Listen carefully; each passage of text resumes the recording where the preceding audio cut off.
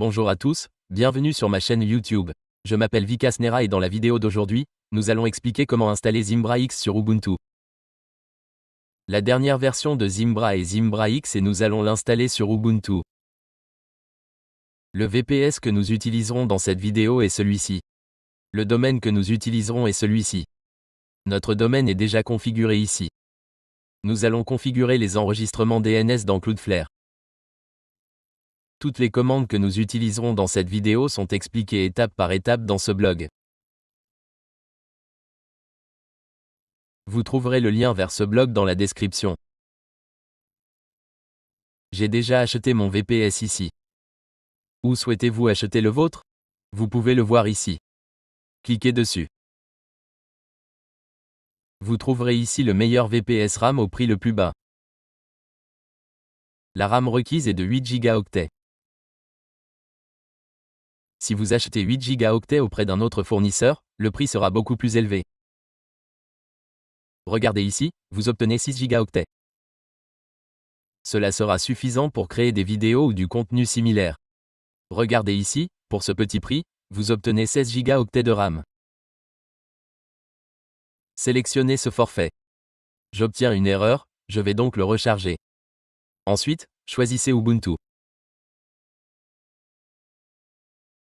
Quel que soit le système d'exploitation que vous utilisez dans cette vidéo, j'installe Zimbra X sur mon système. Après avoir sélectionné le forfait, que devez-vous faire ici? Sélectionnez la région de votre adresse IP. Ensuite, laissez-la par défaut ou ajustez-la selon vos besoins.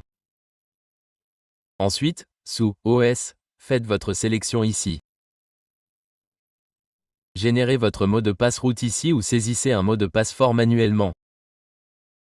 Enfin, finalisez l'achat en remplissant les informations et en cliquant sur « Suivant ». Vous devez donc obtenir votre VPS ici. Vous pouvez obtenir un domaine auprès de GoDaddy. Que devez-vous faire après avoir acquis ces deux éléments?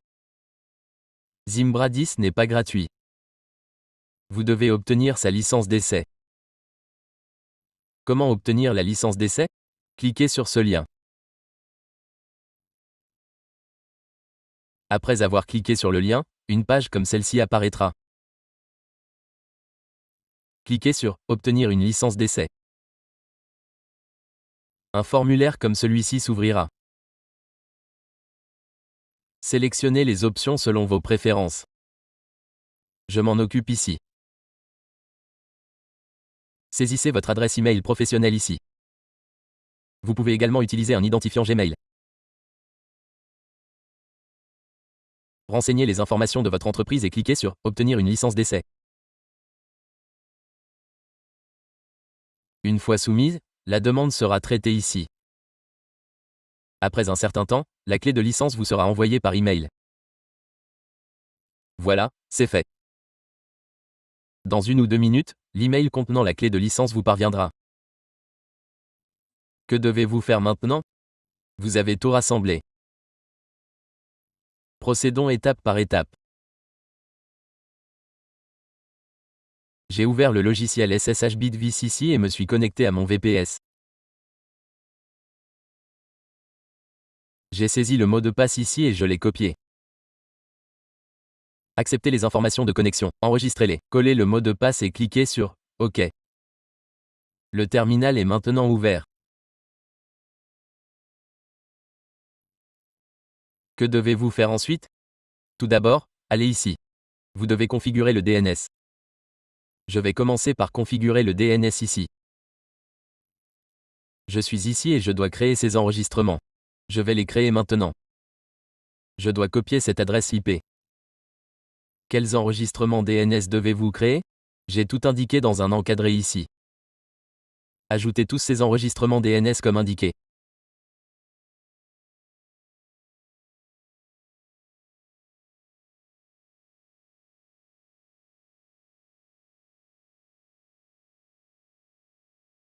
J'ai créé cet enregistrement et j'ai cliqué sur « Enregistrer ». Puis un autre enregistrement a cliqué sur « Enregistrer » et un autre enregistrement avec un sous-domaine de messagerie. Cliquez sur « Enregistrer » et un autre enregistrement avec www.mail. Cliquez sur « Enregistrer ».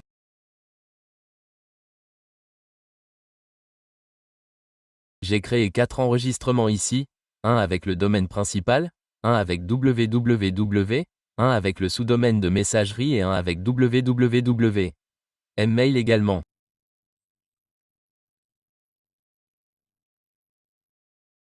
Maintenant, je dois créer un enregistrement MX ici. Sélectionnez MX, ajoutez le nom et saisissez-le. Ajoutez le domaine mail.you. Je vais copier le domaine. Mail.yourdomain. Que faire de la priorité?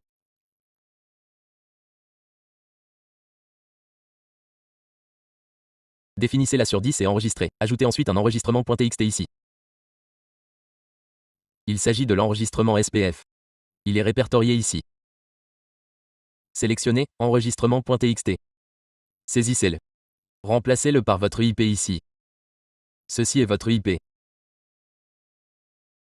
Je vais la remplacer par mon IP ici. Saisissez-le et cliquez sur Enregistrer. Ensuite, ajoutez un enregistrement marque. Copiez ce format. Créez un autre enregistrement.txt. Collez-le et remplacez-le par votre domaine. Je l'ai remplacé par mon domaine. Dans le champ nom, saisissez un trait de soulignement. Cliquez ensuite sur Enregistrer. Voici les enregistrements DNS que j'ai configurés.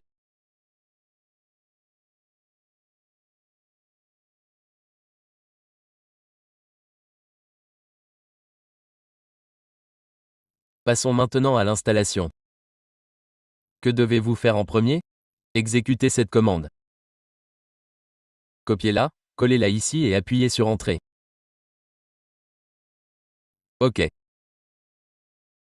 Copiez la deuxième commande, collez-la ici et appuyez sur Entrée. Tapez I pour continuer. Un message similaire à celui-ci apparaîtra.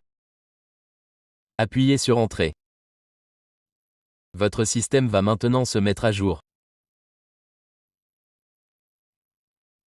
Cette étape est nécessaire pour tous les systèmes d'exploitation Ubuntu et autres. La mise à jour est essentielle. Elle est presque terminée. Je vais également afficher ceci ici. L'email de licence que j'ai demandé est arrivé.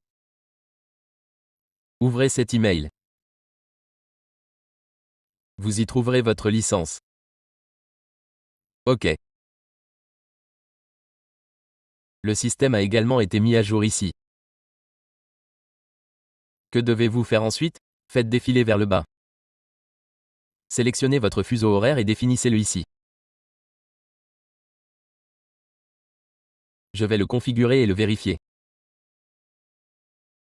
Il est indiqué comme non valide. Nous définirons le fuseau horaire plus tard lors de l'installation. Que devez-vous faire ensuite? Définissez le nom d'hôte. Que faites-vous? Je vais le copier et le coller ici.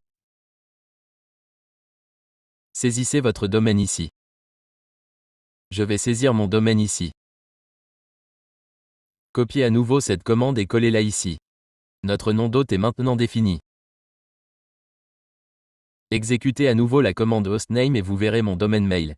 You comme nom d'hôte défini. Modifiez maintenant le fichier host. Copiez cette commande, collez-la ici et appuyez sur Entrée. Que devez-vous faire maintenant? Ajoutez cette ligne ici. Je vais la coller ici en premier. Remplacez-la par votre domaine et votre IP.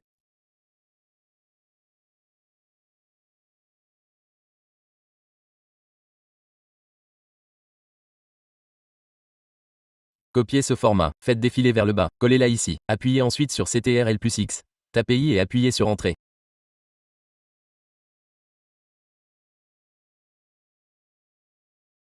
Le fichier est maintenant enregistré. Que devez-vous faire ensuite? Redémarrer le système. Que dois-je faire? Je vais exécuter la commande reboot. Le système va redémarrer maintenant. Je vais le fermer. Le système a redémarré. J'ouvre le terminal. OK. Que devez-vous faire ensuite? Copier cette commande. Exécuter cd, opt. Cela signifie que nous sommes maintenant dans le dossier hop. Copiez maintenant cette commande. Nous allons copier cette commande. Cela téléchargera la dernière version de Zimbra sur notre serveur. Je vais la coller ici et appuyer sur Entrée. La dernière version de Zimbra est en cours de téléchargement ici pour Ubuntu. C'est fait. Que faire ensuite? Exécuter cette commande. Copiez-la. Cela décompressera le fichier tar. OK, il est en cours de décompression ici. Que faire après la décompression? Accéder au dossier décompressé. Regardez ici. Le dossier a été créé. Lorsque j'exécute la commande ls, ce dossier apparaît. Pour y accéder, utilisez cd suivi du nom du dossier. Exécutez ensuite cette commande pour l'installation. J'ai fait ceci. Collez-le et appuyez sur Entrée. Tapez I et appuyez sur Entrée. Tapez I et appuyez sur Entrée. OK. Ensuite, pour installer les paquets, un message similaire à celui-ci s'affichera. Définissez le cache DNS sur No, et pour les autres, sur Ye.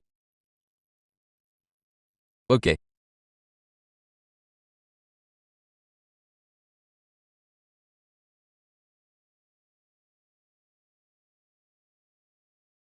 Donc, LDAP, oui. Logger, oui. MTA, oui. Cache DNS, non. Oui, oui, oui, oui. Apache, oui. Orthographe, oui. Converti, oui. Proxy de messagerie instantanée, oui. Archive, oui. Uniquement Office, oui. Pour continuer, tapez I et appuyez sur Entrée. J'ai tout inclus ici pour que vous puissiez le voir.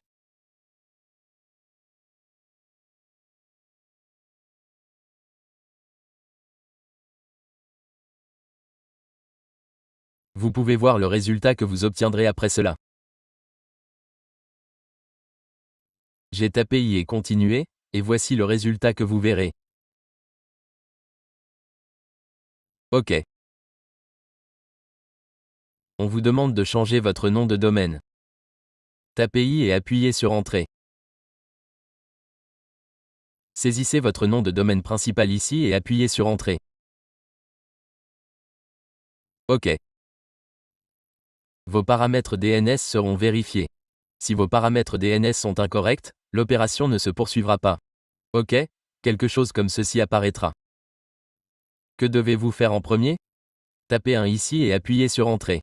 OK, tout est configuré ici. Que dois-je faire? Je dois définir le fuseau horaire. Je tape 7 et appuyez sur Entrée. L'option pour Kolkata est 67 pieds. Je sélectionne 67 et appuyez sur Entrée. Mon fuseau horaire est maintenant configuré. Ensuite, revenez au menu précédent. Je tape « Arrière ». OK. Une fois que j'ai appuyé sur cette touche, je reviens au menu précédent. OK. Que dois-je faire maintenant? Je sélectionne l'option 4.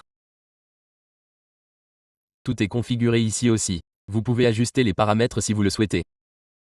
Tapez R pour revenir au menu précédent. Que devez-vous sélectionner d'autre? J'ai souligné les étapes principales ici. Tout d'abord, sélectionnez l'option 6. Modifiez les paramètres de mot de passe et de licence. OK. Saisissez 6 ici. Une fois 6 saisi, un message similaire à celui-ci apparaîtra. OK. Définissez le mot de passe administrateur ici.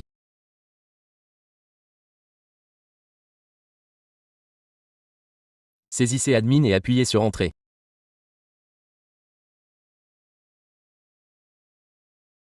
Définissez un mot de passe ici.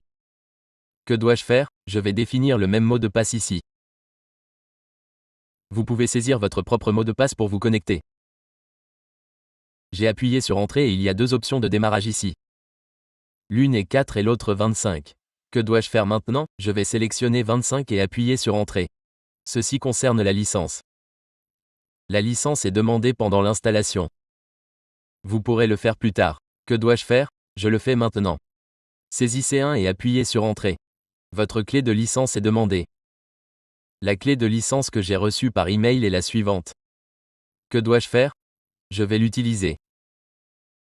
Copiez-la et collez-la ici. Appuyez ensuite sur Entrée. OK, c'est fait. Elle apparaît comme active ici. Appuyez à nouveau sur R pour revenir au menu précédent. Il vous est maintenant demandé de saisir A pour appliquer.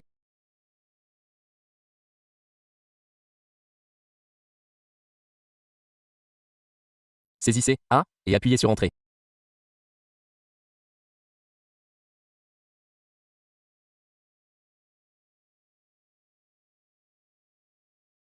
Saisissez I. Appuyez sur Entrée. Patientez. Saisissez à nouveau I. Appuyez sur Entrée. Saisissez I pour continuer. OK. J'ai saisi I et appuyé sur Entrée. L'installation a commencé. Tous les paramètres que j'ai configurés sont enregistrés ici. J'attends la fin de l'installation. Une fois l'installation terminée, un message similaire à celui-ci apparaîtra. Appuyez sur Entrée. Votre Zimbra est maintenant installé. Pour accéder au panneau d'administration, utilisez cette URL. Que devez-vous faire? Saisissez votre domaine ici. Je vais saisir mon domaine ici. Je vais le copier-coller ici. Voici le panneau d'administration. Pour ouvrir le panneau web, saisissez simplement votre sous-domaine. Il est ouvert. Je vais l'ouvrir dans un onglet privé. L'option n'apparaît pas ici. OK, je suis ici. Je l'ai ouvert dans un onglet privé. Cliquez sur Avancer. Cliquez sur Continuer pour ouvrir votre tableau de bord d'administration Zimbra.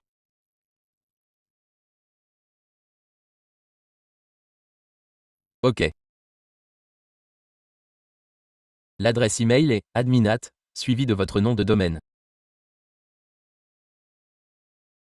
Le mot de passe que j'ai défini est le suivant. J'ai saisi le mot de passe et cliqué sur Se connecter. Ceci est pour le panneau d'administration. Pour ouvrir la page web, saisissez simplement votre domaine sans le numéro de port. Elle s'ouvrira ici. Regardez ici, ceci indique l'état des services. Cliquez sur État du service. Si vous cliquez sur État du service, actualisez légèrement. Voici le bouton Actualiser, et voici sa taille. Les services s'afficheront ici. Laissez-moi actualiser ou faire ceci. Je vais d'abord effacer un peu. Laissez-moi vous montrer correctement. Connectez-vous d'abord à Zimbra. En tant qu'utilisateur Zimbra, que devez-vous faire?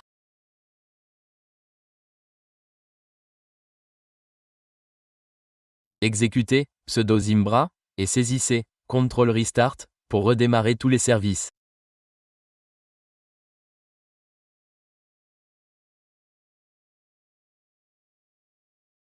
Nous allons arrêter tous les services ici.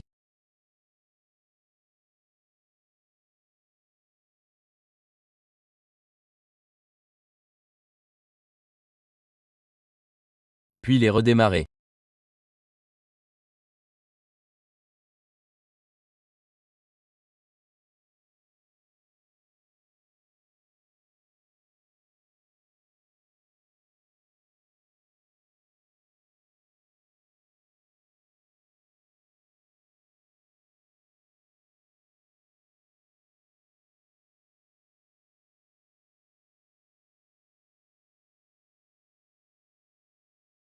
Regardez ici, presque tous les services sont arrêtés et redémarrés. OK, tous les services démarrent maintenant. Vous devez recharger après l'installation. OK, c'est fait. Ensuite, venez ici. Je vais recharger celui-ci. Je vais recharger celui-ci aussi. Nous allons nous connecter à celui-ci également. C'est fait, et je vais me connecter à celui-ci aussi. Voici l'administrateur avec le mot de passe que j'ai défini. Cliquez sur « Se connecter ». Sa messagerie web s'ouvrira également ici. L'interface de Zimbra X est un peu plus moderne. Son interface et d'autres fonctionnalités ont été mises à jour. OK, c'est chargé ici. Regardez à nouveau. Voici ce qui s'affiche. Accédez à l'état du serveur et cliquez sur « Recharger ». Vous voyez, c'est ici. Cliquez 2 fois sur « Recharger » et le problème sera résolu. Cela se produit car il n'a pas été mis à jour depuis un moment. Si vous vérifiez plus tard, vous verrez la mise à jour. Voici la section supérieure. Au fur et à mesure que vous rechargez, ces services apparaîtront comme étant en cours d'exécution.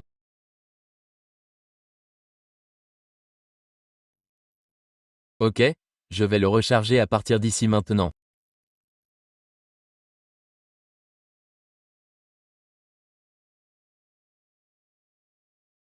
Recharger, recharger. Et ici, vous pouvez également vérifier si Zimbra a été redémarré. Vous pouvez également voir leur état. L'état indiquera les services en cours d'exécution, tous affichés ici. Pour l'instant, il n'y a aucune erreur. Tous les services sont en cours d'exécution. Regardez ici, vérifiez ceci. Maintenant, tous sont terminés. Tous les services sont en cours d'exécution ici. Partout où j'irai, une coche apparaîtra. OK. Zimbra X s'affiche ici. Lorsque vous accédez à la gestion, votre domaine apparaît ici. OK. Nous installerons SSL dans la prochaine vidéo. Regardez là aussi. Maintenant, faisons défiler la page vers le bas. Vous verrez quelque chose comme ceci. Exécutez un état ou essayez cette commande. Vous pouvez également redémarrer une fois. OK, tous vos enregistrements sont définis. Il n'y a pas encore de DKIM. Que devez-vous faire pour DKIM? Tout d'abord, connectez-vous en tant qu'utilisateur Zimbra ici. Je suis maintenant connecté en tant que Zimbra. Copiez cette commande. Collez-la ici et remplacez-la par le domaine pour lequel vous souhaitez DKIM. Je l'ai fait ici. Collez-la et appuyez sur Entrée. Vous avez l'enregistrement DKIM ici. OK. Voici le sélecteur DKIM. Que dois-je faire? Je vais ici.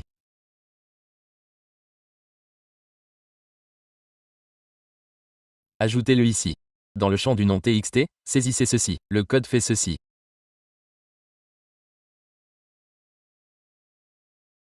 Je vais le copier-coller. Que faire d'abord avec ce code? Insérez-le ici et supprimez les espaces vides. OK, je vais supprimer les espaces vides ici. Vérifiez que c'est sur une seule ligne. OK, je vais supprimer cette partie aussi. OK. Copiez et collez ceci ici, puis cliquez sur Enregistrer. Tous mes enregistrements sont ici. Que dois-je faire maintenant? Je vais envoyer un email de test depuis ici. Que dois-je faire? J'enverrai un email de test à l'une de mes adresses email.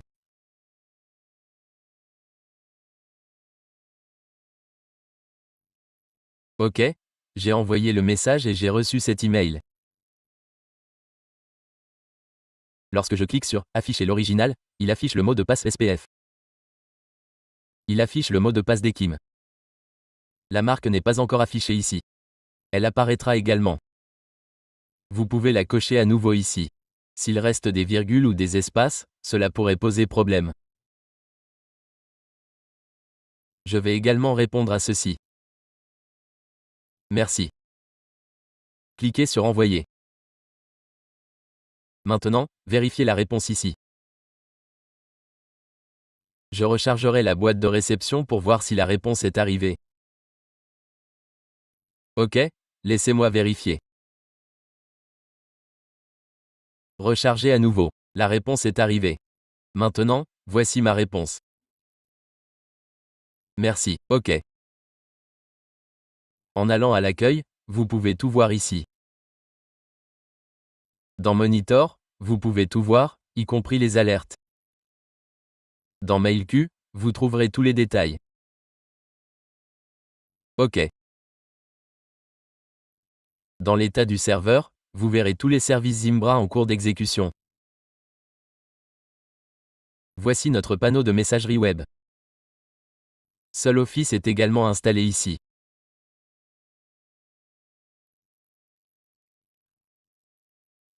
Lorsque vous créez un document ici, par exemple en cliquant sur « Document », en le créant puis en l'enregistrant, le document s'ouvrira uniquement dans Office. Votre document s'ouvrira ici. OnlyOffice est un outil bureautique complet. Votre document sera enregistré ici. Si vous souhaitez le modifier, il s'ouvrira uniquement dans Office. OK. Vous pouvez l'enregistrer ou l'imprimer. Ceci est fourni avec Zimbra, c'est une fonctionnalité de Zimbra. Zimbra offre de nombreuses fonctionnalités, contacts, calendrier, événements. Vous pouvez utiliser de nombreuses fonctionnalités. Dans la vidéo suivante, vous verrez comment installer SSL sur Zimbra sous Ubuntu. Dans la vidéo suivante, j'expliquerai l'installation de SSL. Que vous utilisiez Zimbra 9, 8 ou 10, le processus est le même. C'est tout pour cette vidéo. Dans cette vidéo, je vous ai montré comment installer Zimbra X, la dernière version sur Ubuntu.